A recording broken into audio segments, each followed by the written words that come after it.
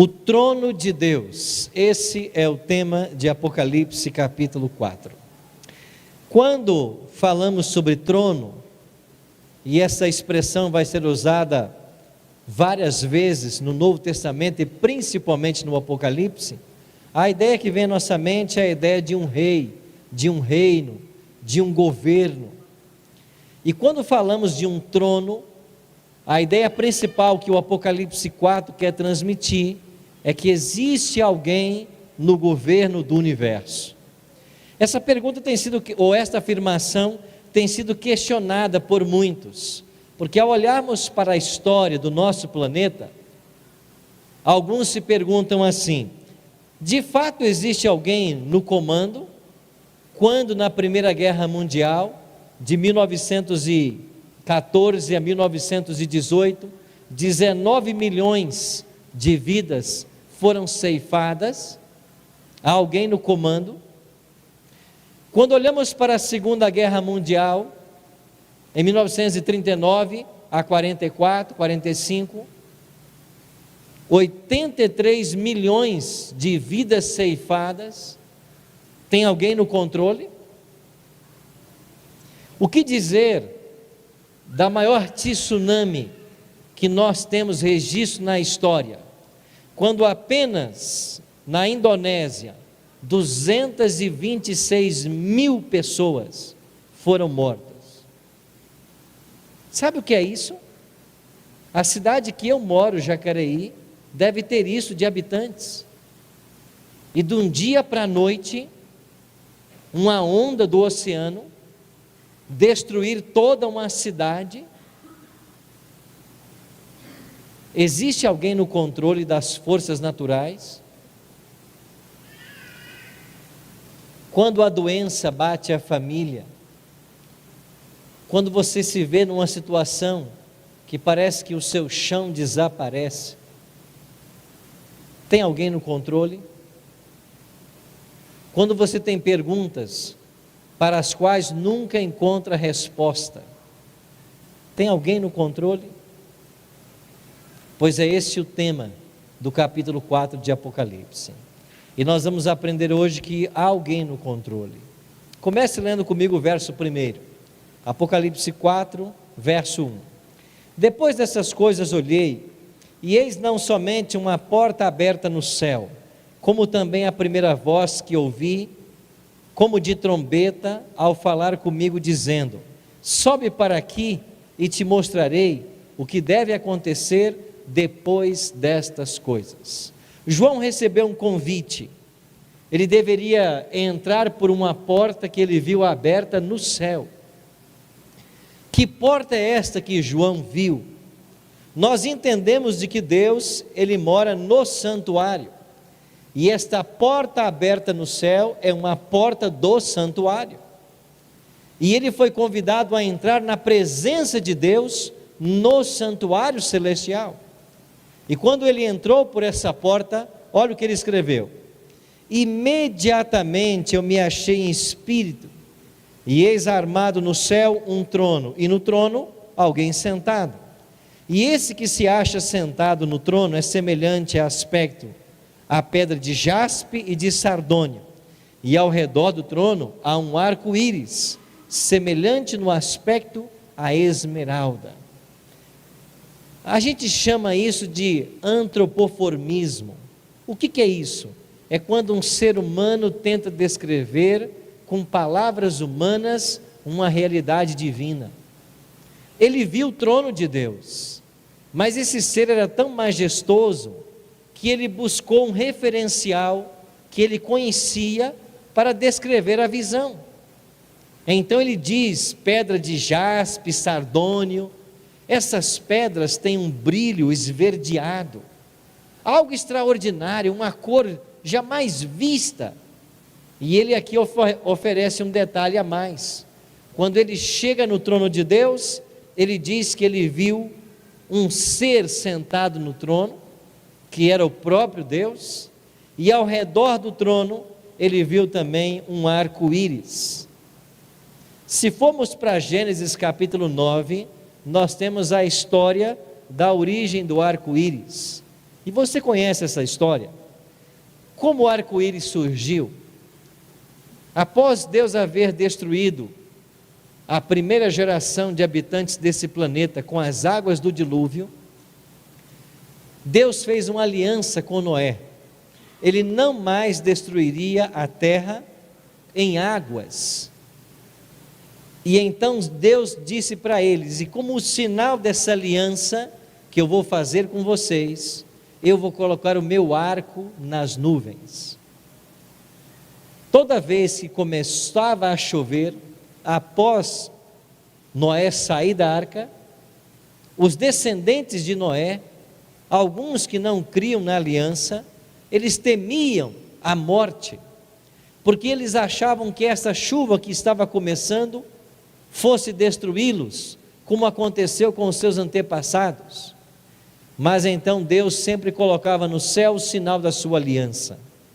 Então, quando começava a chover, os raios do sol, projetados nas gotículas das águas, elas projetam as 7 cores do arco-íris. Então, quando começava a chover e os povos viam o arco-íris no céu, eles se lembravam: não, Deus prometeu que não mais destruirá nossa terra com dilúvio. E eles confiavam na promessa divina. Mas o que é o arco-íris? Na realidade é uma ilusão de ótica. Você pode fazer um arco-íris a qualquer momento, se você tem a luz do sol. Você pega lá uma mangueira com água, e joga água em direção ao céu, em direção à luz, e você vai ver ali refratadas as 7 cores do arco-íris. Então o arco-íris é a junção da luz solar com as gotas de água. Agora, por que é que esses dois elementos aparecem? Por que esse arco-íris está aí circundando o trono de Deus?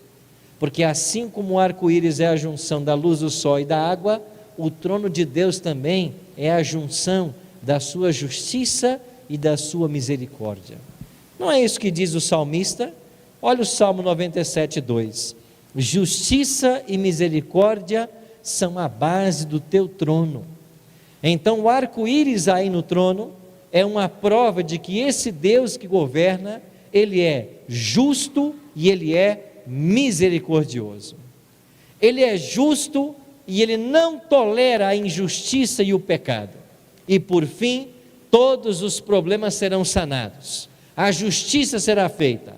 Ele também é misericórdia, porque Ele concede ao pecador uma chance, uma oportunidade. Ele clama por arrependimento, mas o trono de Deus está baseado na justiça e na misericórdia. Poucas coisas me trazem mais conforto na Bíblia do que esse pensamento de que Deus é justo e misericordioso. Deus é justo. Nenhuma injustiça passa despercebida aos seus olhos. Nenhuma. Meu pai trabalhou para uma empresa 25 anos. E depois de 25 anos de serviço, a empresa o demitiu sem R$1 de nenhum dos seus direitos trabalhistas. E ele lutou na justiça contra esses patrões, junto com dezenas de outros empregados, até recorrer às instâncias possíveis. E ele nunca viu R$1 do dinheiro que ele deveria ter direito. Isso não é justo.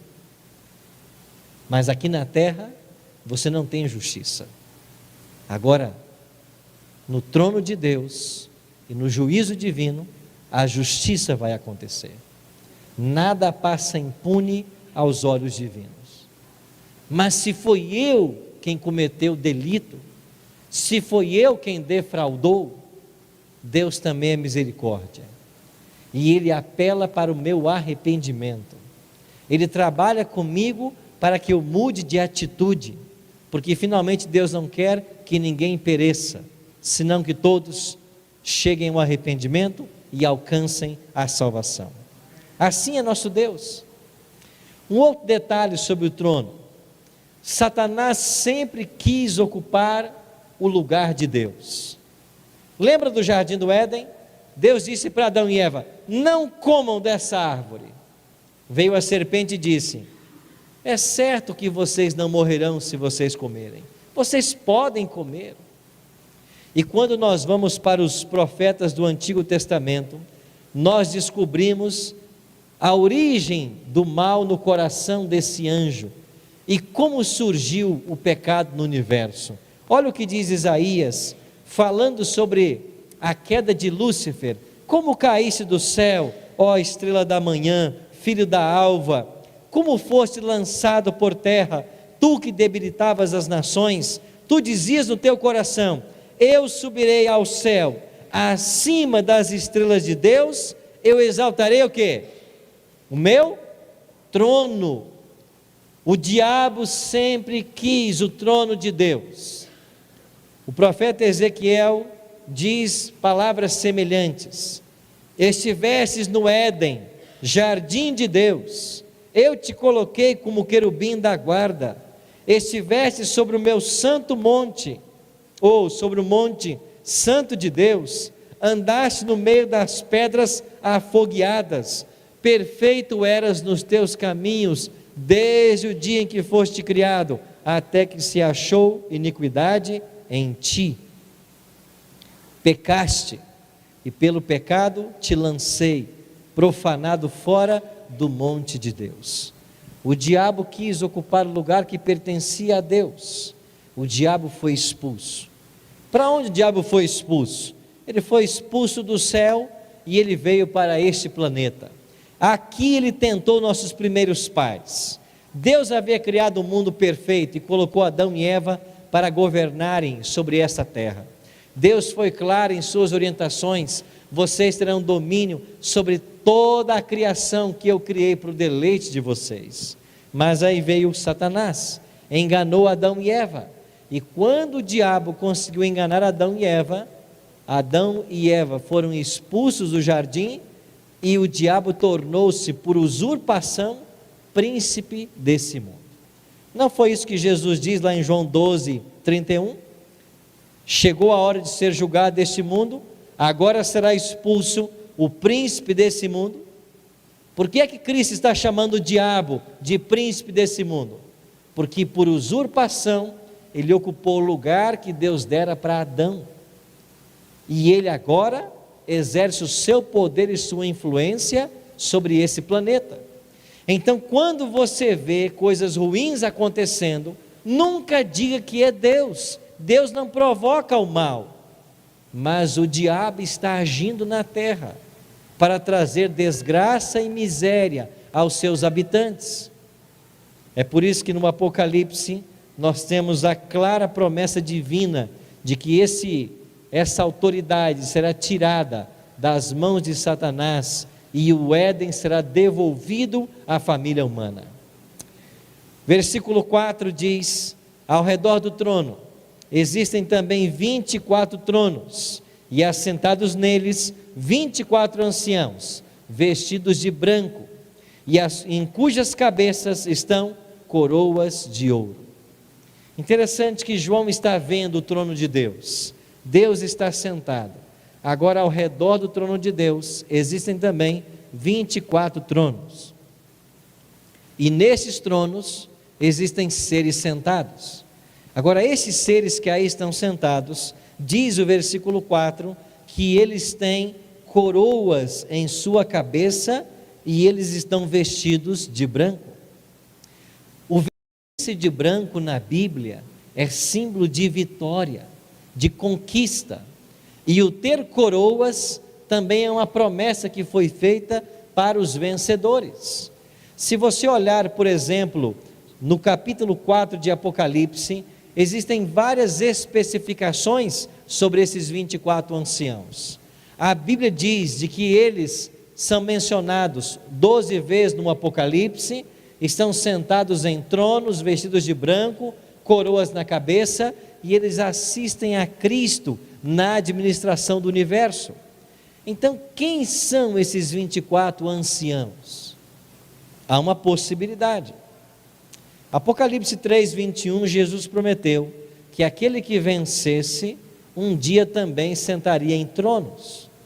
Então a ideia é que essas 24 pessoas, elas são vitoriosas, e a veste branca e a coroa corrobora para essa ideia.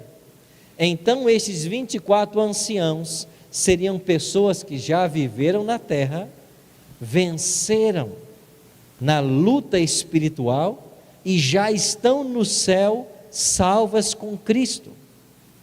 Pelo menos no final do primeiro século, quando João está tendo a visão do Apocalipse, elas já estavam no céu. Quem poderiam ser esses 24 anciãos? Em Mateus 27:50, nós temos uma pista. O evangelista diz assim: e Jesus, clamando outra vez com grande voz, rendeu o espírito. E eis que o véu do templo se rasgou em dois, de alto a baixo, e tremeu a terra, fenderam-se as pedras, abriram-se os sepulcros, e muitos corpos de santos que dormiam foram ressuscitados, e saindo dos sepulcros depois da ressurreição dele, entraram na cidade santa e apareceram a muitos. Mateus está dizendo que no exato momento que Cristo morre, há um grande estrondo, um grande terremoto, e muitas sepulturas de santos se abrem. E depois da ressurreição de Cristo, eles também ressuscitam. E eles vão aparecer na cidade santa, em Jerusalém, para muitas pessoas, como testemunha da ressurreição de Cristo. Então você tem aqui um grupo de pessoas que ressuscita por ocasião da ressurreição de Cristo. Então estas pessoas, há a possibilidade de que elas façam parte também dos 24 anciãos. E quando nós começamos a pensar em pessoas que viveram e estão salvas, e que Deus pode ter ressuscitado a elas, uma das pessoas que vem à minha mente, por exemplo, é João Batista. João Batista veio antes de Cristo, pregando a respeito do Cristo. Aparentemente Jesus tratou João com indiferença, e quando ele estava preso, prestes a ser decapitado, Jesus nem foi visitá-lo, e eles eram primos. E quando João Batista morre, parece que Cristo não deu muita atenção para João. Eu fico pensando, será que Cristo já tinha em mente? Eu não vou visitá-lo, não precisa, daqui a pouco eu vou ressuscitá-lo. E estaria João entre estes que ressuscitaram quando Cristo ressuscitou? Esta é uma possibilidade. A Bíblia fala também de Moisés e Elias, que já estão no céu. Quem sabe estes não se assentam também junto desses tronos? O que nós entendemos desse texto é que são 24 pessoas que já passaram por essa terra, já estão salvas, e hoje elas ajudam a Cristo na administração do universo. Interessante pensar. Agora olha o verso 5. Do trono saem relâmpagos, vozes e trovões, e diante do trono ardem 7 tochas de fogo, que são os 7 Espíritos de Deus. Estas 7 tochas é uma clara ilustração do Espírito Santo. E muitos perguntam para nós a respeito do trono do Espírito Santo, porque o Apocalipse fala do trono do Pai, do trono do Cordeiro, mas nenhuma referência faz ao trono do Espírito. Mas há várias referências no Apocalipse sobre o Espírito Santo. No capítulo 1 já aparecia uma referência ao Espírito Santo. Agora aqui há uma outra referência. Agora, por que é que não há um trono em Apocalipse para o Espírito Santo? A resposta que eu encontro é que você tem cada pessoa da Trindade atuando numa época específica da história. No Antigo Testamento, você tem Deus atuando para criar o nosso planeta através de Cristo, trazer a vida à existência e conduzir seu povo. Depois Deus o Filho, ele vem à terra, ele se encarna e por 33 anos ele mora entre os homens. E quando Cristo foi assunto aos céus, ele envia o Espírito, e é o Espírito que está conosco. Então você não tem um trono no Apocalipse para o Espírito, porque ele não está no céu, ele está conosco na terra. E o próprio Cristo, quando disse sobre a sua vinda, ele diria que ele viria à destra do Pai, ou seja, o Filho e o Pai virão na volta de Cristo, mas o Espírito já está conosco, é por isso que ele não vem. Então o Espírito Santo é o Deus que está conosco e vai estar em todos os dias, até que os séculos se consumem. E aqui é uma clara referência ao Espírito Santo. Agora há uma outra visão que João tem no capítulo 4. Ele também vê 4 seres viventes. Olha o que diz o verso 6: há diante do trono um como que um mar de vidro, semelhante ao cristal, e também no meio do trono e à volta do trono 4 seres viventes, cheios de olhos, por diante e por detrás. Além dos 24 anciãos, João viu 4 seres viventes. Quem são esses seres viventes? O primeiro ser, diz João, é semelhante a um leão. O segundo, semelhante ao novilho. O terceiro tem rosto como de homem. O quarto ser vivente é semelhante à águia quando está voando.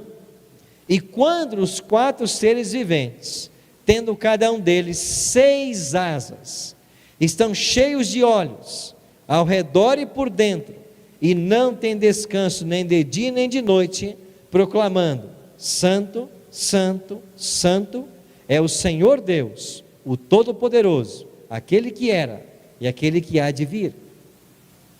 Os 4 seres viventes, eles possuem 6 asas.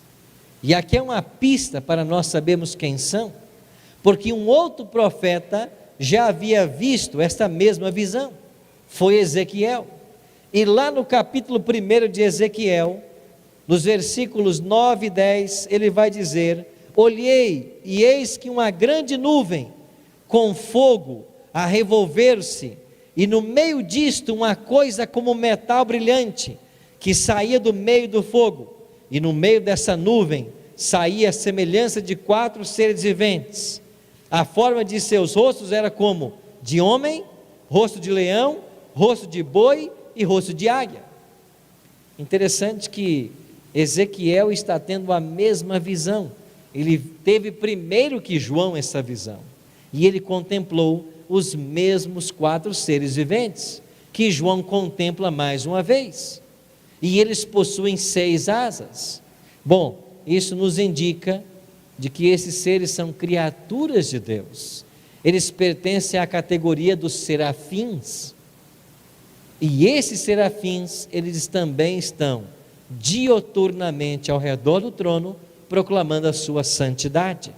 E por que eles proclamam? Santo, Santo, Santo. É uma clara aclamação à Trindade. Não é isso que Isaías também proclama lá no seu livro? Santo, Santo, Santo. Esta expressão repetida 3 vezes dá a ideia da Trindade sendo adorada. E um outro detalhe: por que esses seres viventes têm aspectos pintados como animais ou como rosto de homem? Aqui nós temos 2 aplicações feitas por muitos teólogos. Primeiro, aplica-se às tribos de Israel. O povo de Israel acampava sempre em 12 tribos, ao redor do santuário. Mas das 12 tribos, 4 tribos eram líderes, elas lideravam sobre outras 2. As tribos líderes eram Judá, Efraim, Ruben e Dan. E existem documentos extra-bíblicos que mostram que essas tribos, elas possuíam estandartes, bandeiras. E a bandeira de Judá tinha no seu estandarte um leão. É daí que veio a expressão, o leão da tribo de Judá. A tribo de Efraim tinha no seu estandarte um boi. A tribo de Ruben tinha um homem, e a tribo de Dan tinha uma águia voando. Então esses 4 seres viventes, primeiro, eles têm uma semelhança com as tribos líderes de Israel, e eles representam Cristo, que liderava o povo de Israel, e também representa a totalidade do seu povo. Agora há uma segunda aplicação. Alguns teólogos aplicam também que esta forma desses estandartes ou desses seres também fazem alusão aos 4 evangelhos, porque os 4 evangelhos também apresentam Cristo, cada um numa performance diferente. Por exemplo, Mateus, o primeiro evangelho, ele apresenta Jesus como rei, e o leão é o rei dos animais. Mateus diz assim: então dirá o rei, os que estiverem à sua direita: vinde benditos de meu Pai.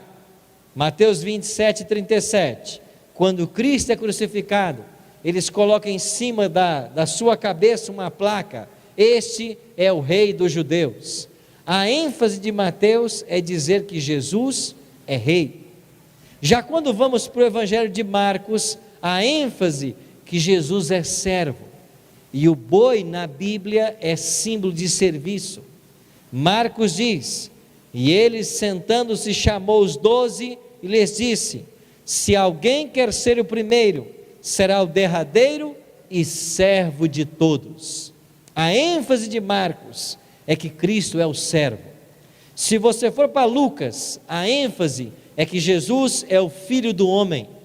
Lucas enfatiza a humanidade de Cristo.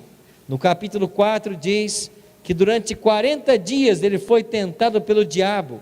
Naqueles dias ele não comeu coisa alguma, e quando terminou os dias, ele teve fome. A humanidade de Cristo, ela é exaltada em Lucas. E quando chegamos em João, João destaca a divindade de Cristo. E a águia na Bíblia, com a sua potente visão, também simboliza a onisciência. E então João apresenta Cristo como Deus. No princípio era o Verbo estava com Deus, e o Verbo era Deus. E em João 10:30 Jesus disse: eu e o Pai somos um. Uma declaração clara da sua identidade, ou seja, tudo que Deus é, o Pai, o Filho é. Assim, esses 4 seres viventes são seres reais, criados por Deus, de uma casta de anjos, serafins, e eles também representam as tribos líderes em Israel e os aspectos da messianidade de Cristo, conforme pintada nos 4 evangelhos. Mas o que mais chama a nossa atenção no capítulo 4 é que tanto os 4 seres viventes quanto os 24 anciãos, eles estão envolvidos em uma cena litúrgica. João contempla uma adoração no santuário. E o que é que eles estão louvando? Verso 9 em diante diz assim: quando estes seres viventes derem glória e honra e ações de graça ao que se encontra sentado no trono e ao que vive pelos séculos dos séculos, os 24 anciãos prostrar-se-ão diante daquele que se encontra sentado no trono, adorarão o que vive pelos séculos dos séculos e depositarão as suas coroas diante do trono, proclamando: tu és digno, Senhor e Deus nosso, de receber a glória, a honra e o poder, porque todas as coisas tu criaste, sim, por causa da tua vontade, vieram a existir e foram criadas. Por que é que todos os seres no céu estão adorando a Deus? O motivo aqui é claro: porque tu criaste todas as coisas, por tua vontade elas foram criadas, vieram a existir. No capítulo 4, Deus é louvado porque Ele é o Criador. Agora, esse Criador, louvado no capítulo 4, é o mesmo que morre por nós no Calvário. E quando chegamos ao capítulo 5, Jesus é louvado, não pela criação, mas agora por sua morte. Ele é o único ser no universo capaz de abrir o livro selado com 7 selos. E quando João chorava em desespero, porque ninguém podia abrir o livro, a mensagem do céu foi clara: não chores, o cordeiro foi morto, e porque ele foi morto, ele pode abrir o livro, ele é digno. Então no capítulo 4, Deus é louvado porque é criador. No capítulo 5, Deus é louvado porque ele é redentor. Estes são os 2 motivos da aclamação celestial, por causa desses seres, por parte desses seres celestiais. Então, amigos, o Criador e Salvador, ele promete nos restaurar todas as coisas. E esses 4 seres viventes, e esses 24 anciãos, eles estão ao redor do trono, eles observam Deus governando, porque Deus está conduzindo a história na direção de um final feliz. E a história dos filhos de Deus, ela vai terminar bem. A nossa história vai terminar feliz. Talvez você hoje esteja olhando para o presente ou para o passado, e você pode estar pensando assim: eu perdi algum emprego, uma boa posição, uma boa condição para ser fiel aos mandamentos de Deus. A sua história ainda não acabou. Talvez uma jovem nessa noite possa pensar: porque eu não namoro um rapaz que não é da minha fé, uma moça que não é da minha fé, que não professa a fé que eu tenho, eu ainda sou solteiro ou solteira. A sua história não acabou ainda.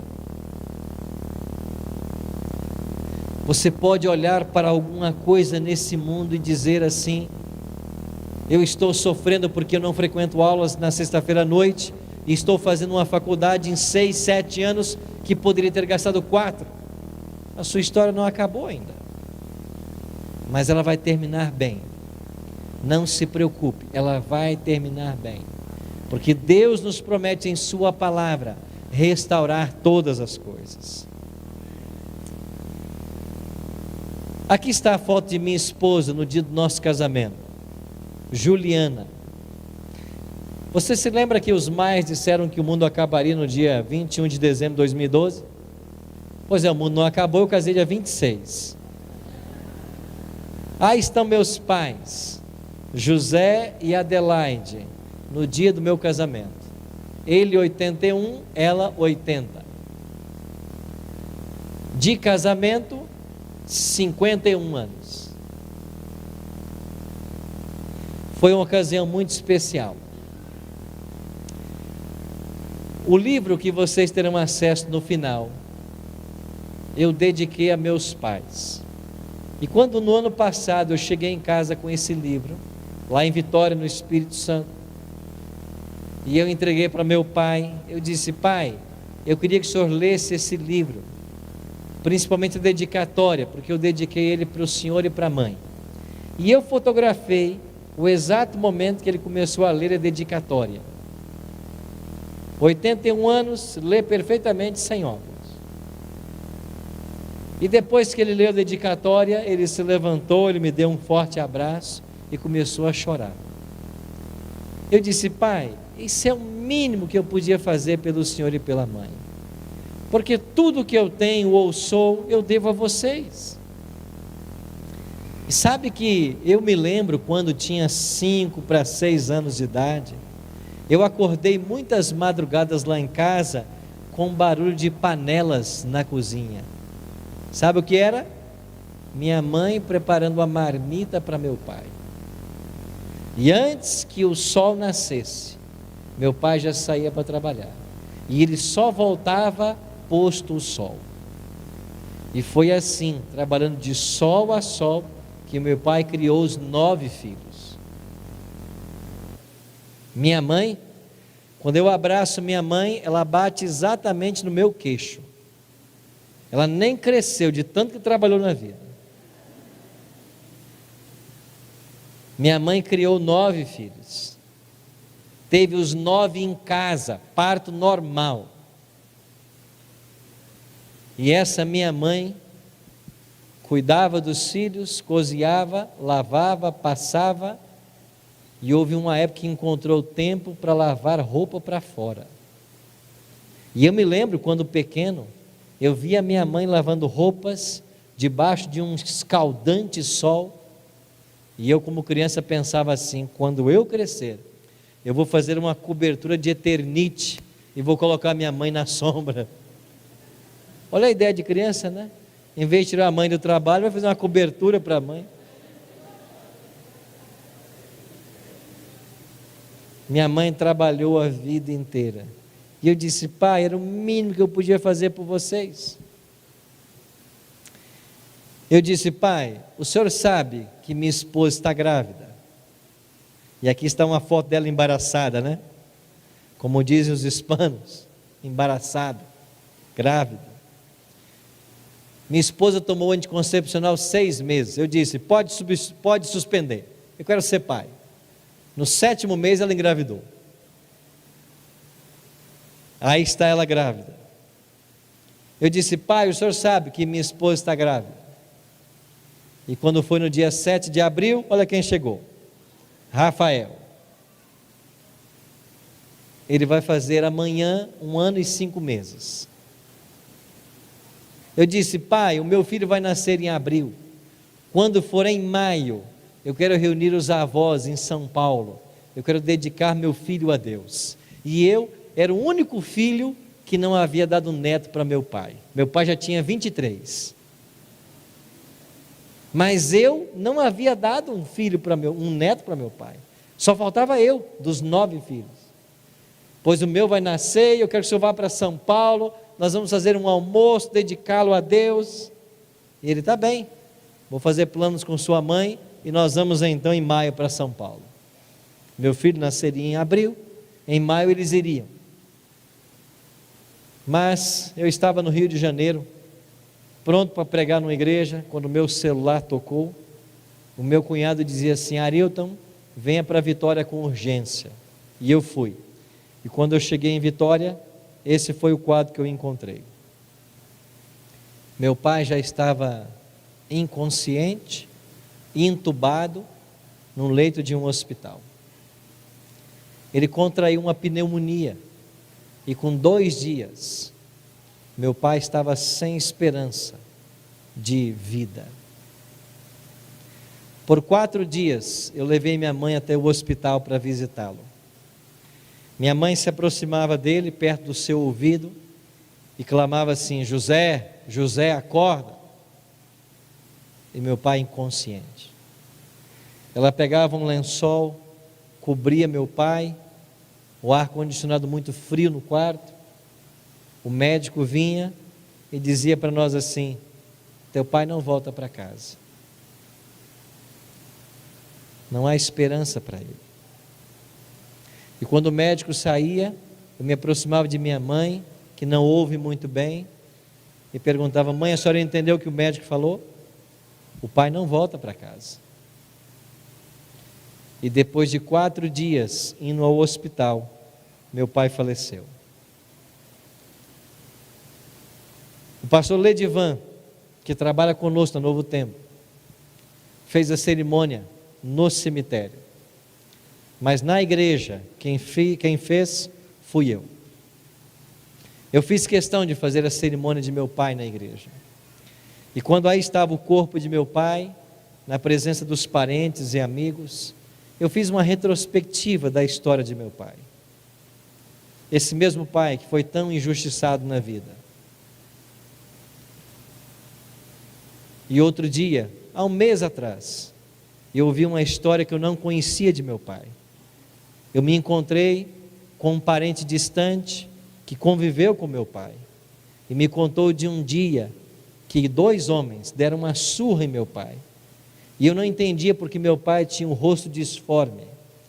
Foi porque 2 homens um dia deram uma surra nele e o deixaram como morto na estrada por causa de dívida de jogo. Um vaqueiro o achou no outro dia de manhã.